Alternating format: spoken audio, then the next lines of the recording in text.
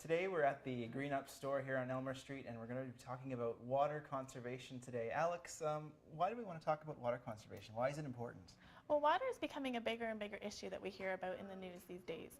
Currently, we have 1% of the world's water is drinkable, so it's potable and it's not salt water.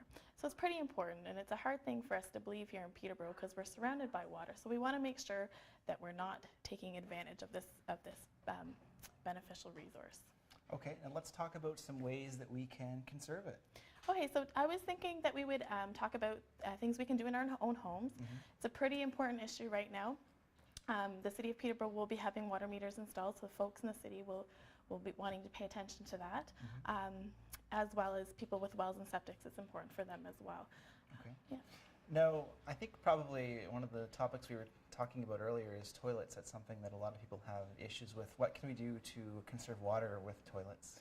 Well, the industry standard right now is that you have a 6-liter toilet, but in a lot of homes you'll find that they have 12, 13, and even 16-liter toilets. If you have the financial capabilities of getting a new one, it's a great idea to go out there and get a 6-liter flush or a dual flush, which is a 3 and a 6-liter flush. If you're unable to pay for a new toilet, we have here at the store we have a toilet dam, and you can get this at any hardware store.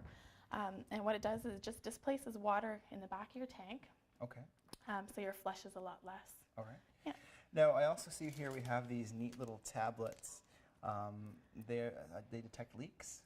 Yeah, so a really important thing that you need to be doing, even with a newer toilet, but especially with your older toilet, is keeping an eye on them for leaks, because you can lose quite a bit of water in a day with a leaky toilet.